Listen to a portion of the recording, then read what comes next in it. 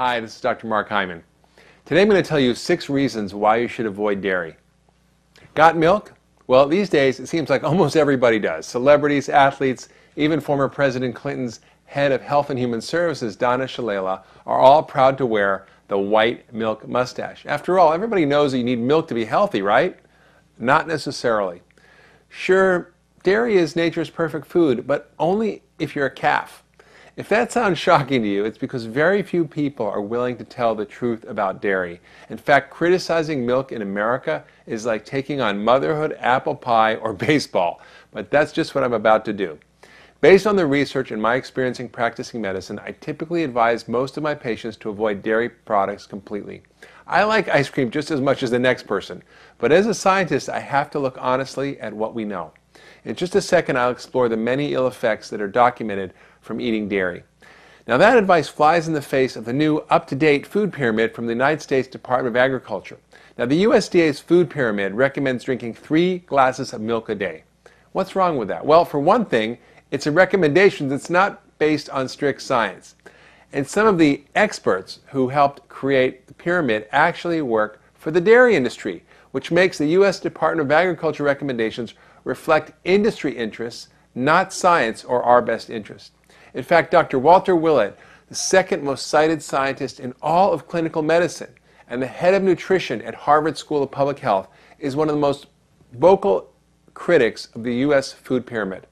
He's even called its guidelines, quote, utterly ridiculous, as in U-D-D-E-R-L-Y, ridiculous.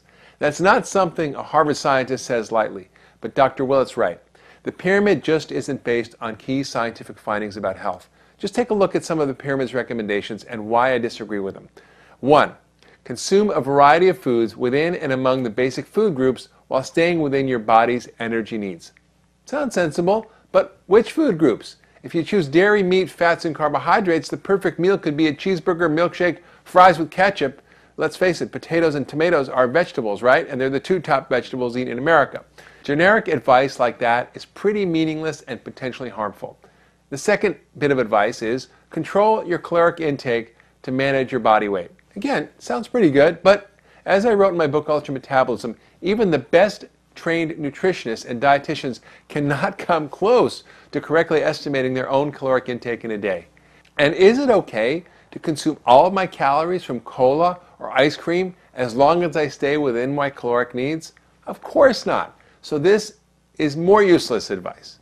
Number 3, they say increase intake of fruits and vegetables, whole grains, non-fat or low-fat milk products. Well, fruits and veggies and whole grains are great. Milk, not so much. I'll get back to that in a minute. Choose carbohydrates wisely. That's the next bit of advice from the food pyramid. Who could argue with that? But how do they define wisely? The real advice here should be to cut down sugar intake from 185 pounds per person per year, which is what we currently consume, to less than a pound a year, to avoid flour products except as a treat, and stick to whole food carbohydrates like vegetables, fruits, whole grains, beans, nuts, and seeds.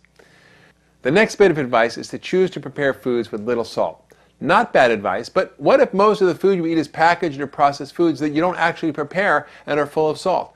Like most Americans who eat half their meals outside the homes, this isn't helpful. So a better recommendation would be to avoid packaged, canned, processed, prepared, and fast foods unless you know exactly how they're made. The next bit of advice was if you drink alcoholic beverages, do so in moderation. Sounds good, but if you're usually drinking 2 bottles of wine a night, then 1 seems like moderation. I don't think that's a good suggestion. I think it's better to limit your alcohol consumption to half a drink a day or 3 glasses a week.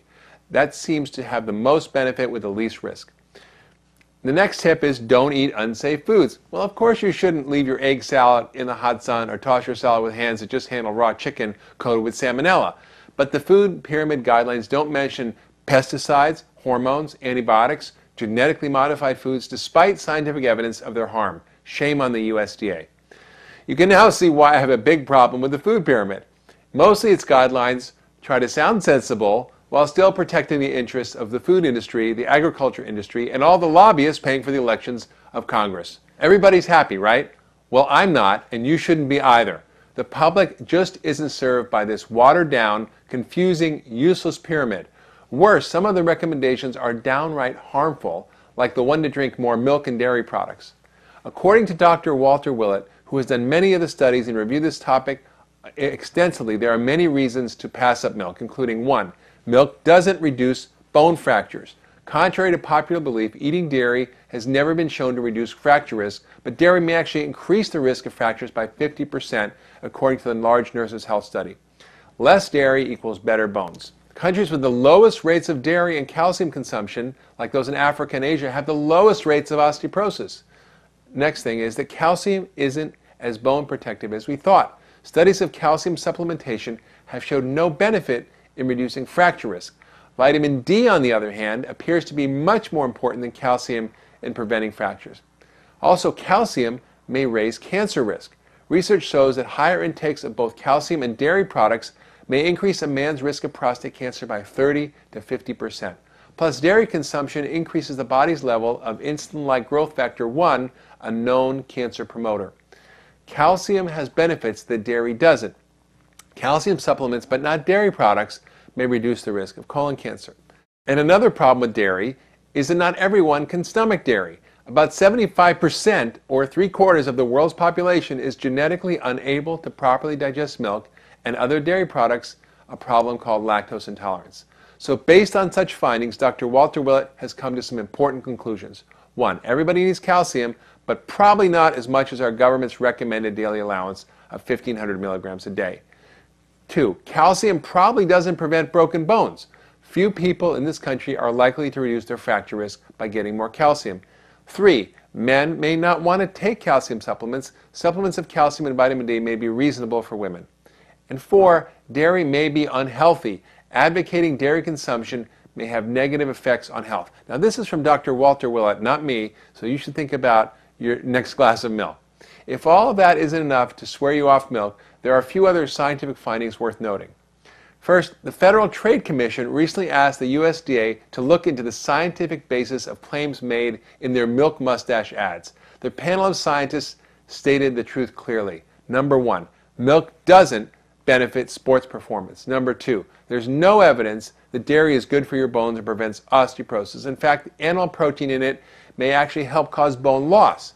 Number 3, dairy is linked to prostate cancer. Number 4, it's full of saturated fat and it's linked to heart disease. Number 5, dairy causes digestive problems for 75% of people with lactose intolerance. And number 6, dairy aggravates irritable bowel syndrome. Simply put, the FTC asked the dairy industry, got proof? And the answer was no. Plus, the dairy may contribute to even more health problems like allergies, sinus issues, ear infections, type 1 diabetes, chronic constipation, and anemia in children. But what about raw milk? Well, isn't that a healthier form of dairy? Well, not really. Yes, raw, whole, organic milk eliminates some of the concerns, like pesticides, hormones, antibiotics, and the effects of homogenization and pasteurization, but to me, these benefits don't outweigh dairy's potential risks. From an evolutionary point of view, milk is a strange food for humans. Until 10,000 years ago, we didn't domesticate animals, and we weren't able to drink milk unless some brave hunter-gatherer milked a wild tiger or a buffalo. Now, most scientists agree that it's better for us to get calcium, potassium, protein, and fats from other sources, like whole plant foods, vegetables, fruits, beans, whole grains, nuts and seeds, and seaweed. Great source of minerals. Convinced yet? Well, here's my advice for dealing with dairy. If you want healthy bones, take vitamin D. Don't rely on dairy. Get your calcium from dark green leafy vegetables, sesame, tahini, sea vegetables, or sardines or salmon with the bones in it. And try giving up all dairy, everything, and see how you feel after a few weeks. And if you can tolerate dairy, use only raw organic dairy products, preferably fermented products like yogurt or kefir.